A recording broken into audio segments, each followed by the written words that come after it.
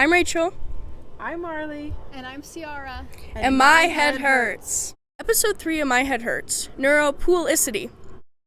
Disclaimer, this podcast is not nor does not constitute as providing medical advice or professional services. The information provided should not be used for diagnosing or treating health problems or disease. Those seeking personal medical advice should consult with a licensed physician, and as always, please seek the advice of your doctor or other qualified health provider regarding a medical condition.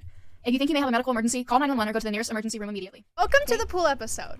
For all the audio listeners, we are currently in a shallow end of Marleigh's pool, and we're talking about neurons and neuroplasticity. To start out, I actually have a question. Can you guys swim? I can't swim. One time I went to this hotel in Colorado Springs, and I was like 6, and it was only a 5-foot pool, and I almost drowned, because I couldn't swim at all. I feel like I can swim pretty well, but only enough to keep myself alive, not to be able to save anyone else or to look good while I swim. Considering I have a pool, I can definitely swim, and I actually was in swim lessons when I was a kid, and I did more when I was in probably 3rd grade or something, but then I quit. So obviously I love to play mermaids. I've been doing that since I was a little kid. But I love swimming. Swimming to me is so much fun. Mm-hmm. And I think if I couldn't swim, I'd probably just cry myself to sleep every night. But that also might be because I have a pool. So I kind of need to swim. Except my dad can't swim. He probably needs to work on that. Yeah, I remember when I was younger, I used to go to this pool all the time, and I called it the sea pool because it had a little shallow section that was in a sea, and we would go there probably 2 or 3 times a week. So it was so much fun. Yeah, I didn't really ever like swimming that much because I think that I never really officially learned how to swim. I cannot drown, of course, and I guess I could swim, but not very well, I've always found it interesting that even though we learn to swim, often when we are very young, we don't end up losing the skill for the rest of our lives. The answer for that tends to be attributed to muscle memory, which we will be diving into a bit later. Diving? Diving? That's a real knee slapper. But first, a little recap. For anyone that missed the first episode, which if you did, make sure to go watch that after this one, it was centered around what the brain is, key parts, what happens to us, and human existence in general. But how does that actually happen? How does a 3-pound pink organ that honestly looks like a pound of dried up Play-Doh actually make our decisions, control every movement, make us feel love and sadness, all while keeping us alive? As most people know, the brain can't do it alone. It is made up of neurons, and they have to work together with the nervous system. It works together with the spinal cord in the central nervous system and with the nerve cells and ganglia in the peripheral nervous system to send and receive that information, thus allowing us to enjoy every part of being alive. These neurons have 3 main functions. The first is to receive signals and information.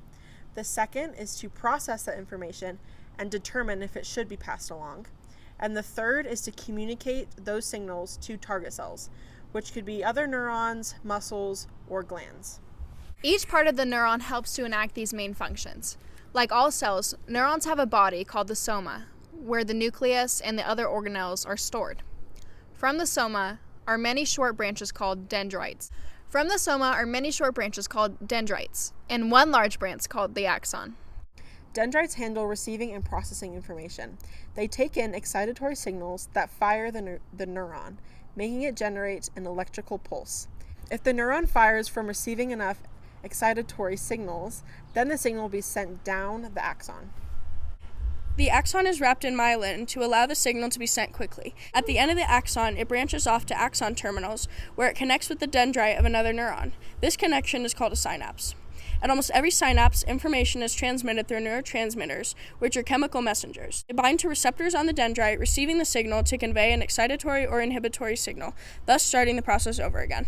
But not all neurons are built the same. There are 3 main classes of neurons. Sensory neurons get information about what's going on around the body and what's happening inside of the body.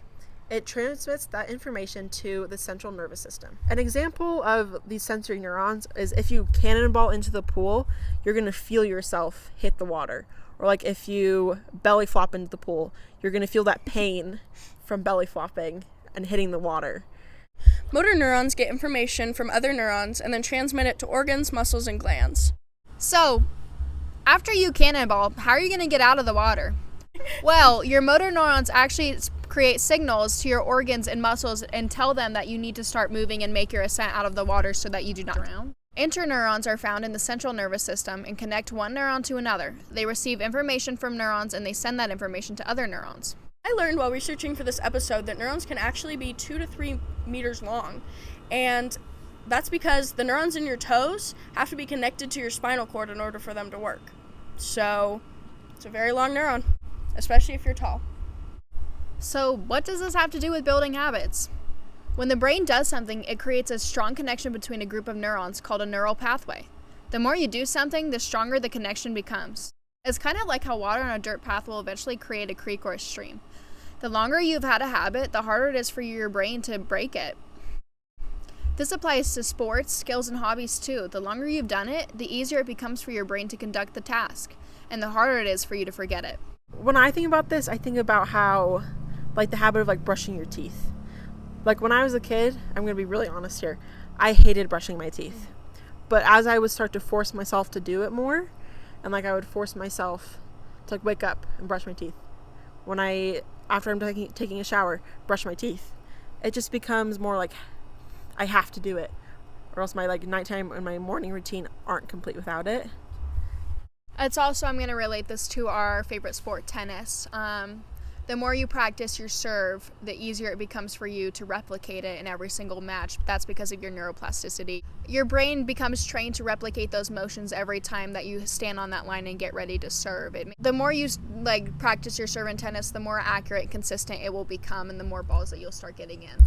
Well, our tennis coach, he once told me, because sometimes I'll just get in a rut and all of my serves will go out, and he told me about how my body knows how to get that serve in.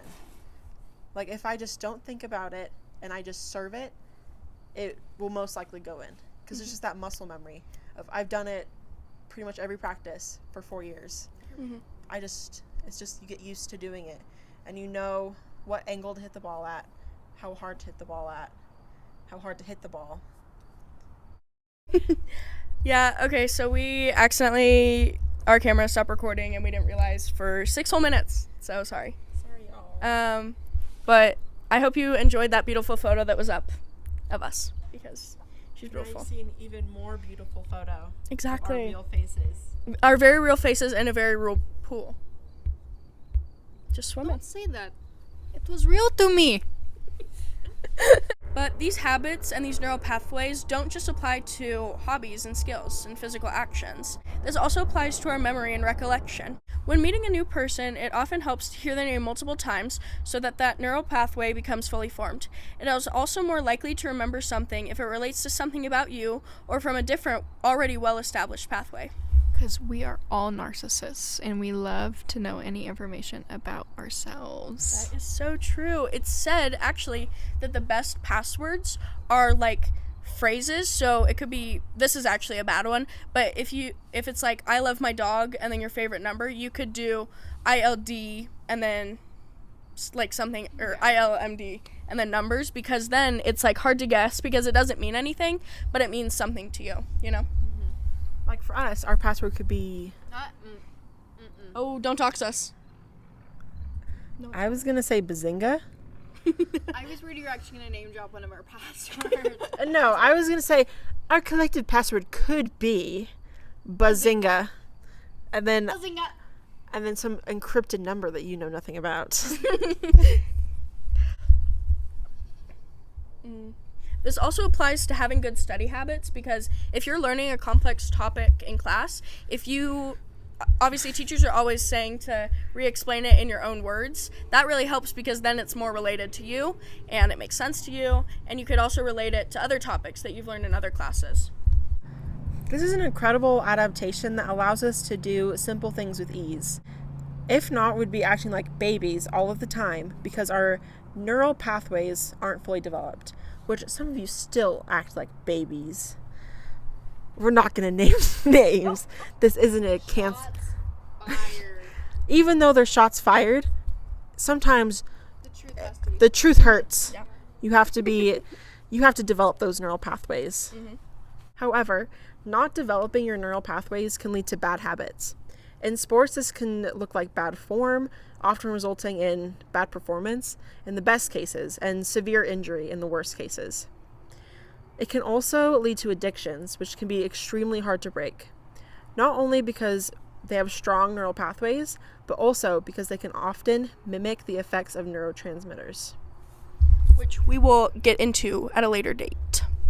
I have a current bad habit, but it's not really that horrible. But okay, I hate waking up in the morning. I love to sleep in.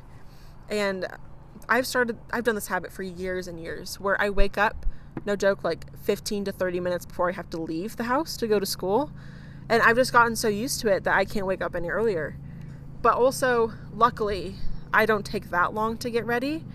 At most, I'll take like 35 to 40 minutes.